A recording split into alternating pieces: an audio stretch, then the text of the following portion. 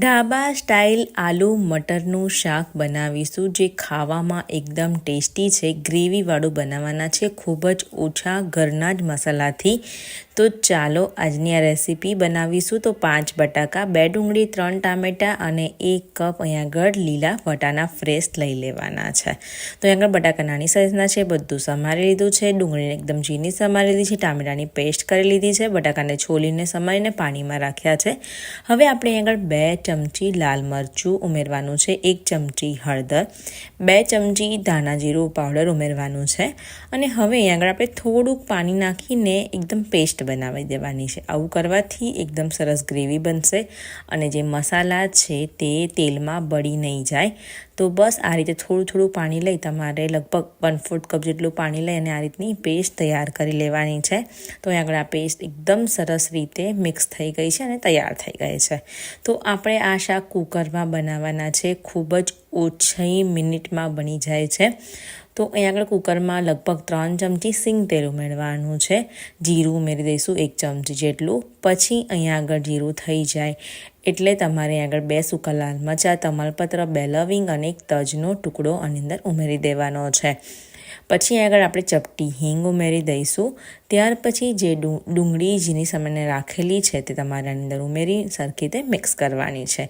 અને ડુંગળીને આપણે એકદમ સરસ બ્રાઉન થઈ જાય ત્યાં સુધીને શેકાવા દેવાની છે. થોડુંક મીઠું નાખી દઈએ જેથી ડુંગળી એકદમ જલ્દીથી ચડી જાય.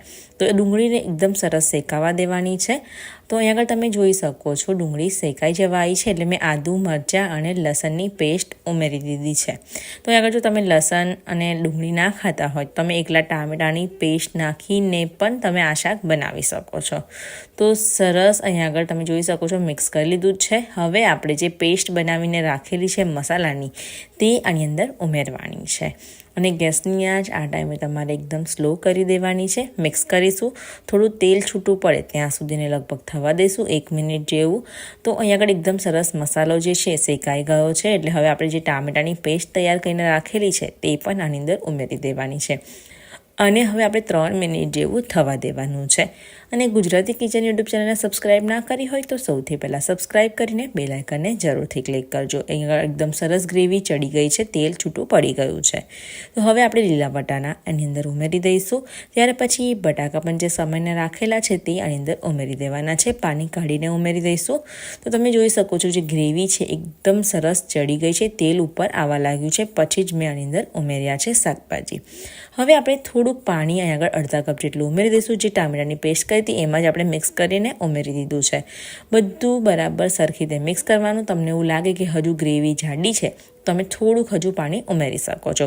હવે આગળ લાસ્ટમાં અડધી ચમચી જેટલો ગરમ મસાલો અને સ્વાદ પ્રમાણે મીઠું આપણે પહેલાં પણ ઉમેર્યું હતું એટલે સ્વાદ પ્રમાણે ઉમેરવાનું છે.